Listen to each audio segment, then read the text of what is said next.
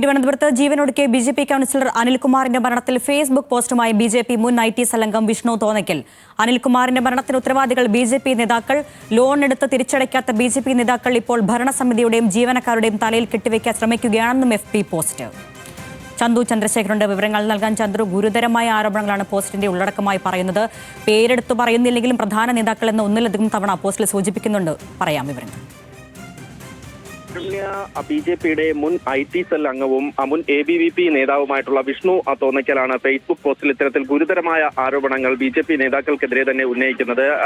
വിഷ്ണു തോന്നയ്ക്കൽ പ്രധാനമായും ഈ ഫേസ്ബുക്ക് പോസ്റ്റിൽ പറയുന്നത് നല്ല രീതിയിൽ ജനസ്വീകാര്യതയോടെയാണ് ഈ അനിൽകുമാറിന്റെ നേതൃത്വത്തിലുള്ള ഭരണസമിതി ഫാം ടൂർ സഹകരണ സംഘവുമായി ബന്ധപ്പെട്ട് പ്രവർത്തിച്ചു വരുന്നത്. ജനങ്ങളുടെ അടുത്ത് വളരെ നല്ല രീതിയിൽ ഇടപെടൽ നടത്തിയ ഒരു സഹകരണ സംഘമാണ്. പക്ഷേ അവിടെ നിന്നും ബി.ജെ.പി.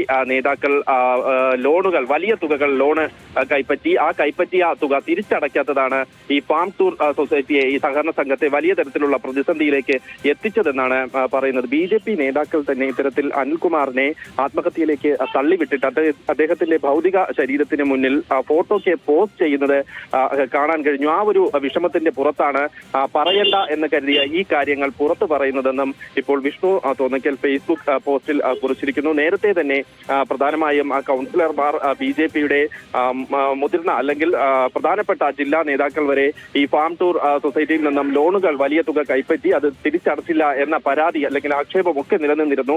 അപ്പോൾ ആ സാഹചര്യത്തിലാണ് വിഷ്ണു തോന്നയ്ക്കലിന്റെ ഈ ഫേസ്ബുക്ക് പോസ്റ്റ് കൂടി ഇപ്പോൾ പുറത്തു വന്നിരിക്കുന്നത്. എന്നാലും വിഷ്ണു തോന്നയ്ക്കൽ പ്രധാനമായും ബി.ജെ.പിയുടെ ജില്ലയിലെ പ്രധാനപ്പെട്ട നേതാക്കൾക്കെതിരെയാണ് പേരെടുത്ത് പറയാതെ ഇത്തരത്തിൽ ആരോപണം ഉന്നയിച്ചിരിക്കുന്നത്. മാത്രമല്ല ഇത്തരത്തിൽ ജീവനക്കാരെയും ഭരണസമിതിയെയും തന്നെ പ്രതികൂട്ടിലാക്കുന്ന തരത്തിൽ ബി.ജെ.പി. നേതാക്കളുടെ ഭാഗത്തു നിന്ന് പ്രതികരണം ഉണ്ടാകും. ഈ സാഹചര്യത്തിൽ ഈ ഭരണസമിതി തന്നെ ഏതൊക്കെ ബി.ജെ.പി. നേതാക്കളാണ് ഈ സൊസൈറ്റിയിൽ നിന്നും ലോൺ എടുത്തിട്ടുള്ളത് അവരുടെ പട്ടിക പുറത്തുവിടണമെന്ന ഒരു ആവശ്യവും വിഷ്ണു തോന്നയ്ക്കൽ ഇപ്പോൾ മുന്നോട്ട് വയ്ക്കുന്നുണ്ട്. എന്തായാലും പോലീസ് ഈ കേസുമായി ബന്ധപ്പെട്ടൊക്കെ അന്വേഷണം പുരോഗമിക്കുന്ന ഒരു സാഹചര്യത്തിൽ കൂടിയാണ് വിഷ്ണു തോന്നയ്ക്കലിന്റെ ഈ ഫേസ്ബുക്ക് പോസ്റ്റ് കൂടി പുറത്തു വന്നിരിക്കുന്നത്. എന്തായാലും ബി.ജെ.പിക്കുള്ളിൽ തന്നെ വലിയ രീതിയിലുള്ള ഒരു ചർച്ചയാകാനുള്ള സാധ്യത ഈ ഫേസ്ബുക്ക് പോസ്റ്റുമായി ബന്ധപ്പെട്ടുണ്ട്. ബി.ജെ.പിയുടെ മുൻ ഐ.ടി. സെൽ അംഗമായ വിഷ്ണു തോന്നയ്ക്കലിന്റെ ഫേസ്ബുക്ക് പോസ്റ്റിലാണ് ഇക്കാര്യങ്ങൾ പറയുന്നത്. ചന്തു ചന്ദ്രശേഖരാണ് വിവരങ്ങൾ നൽകിയത്.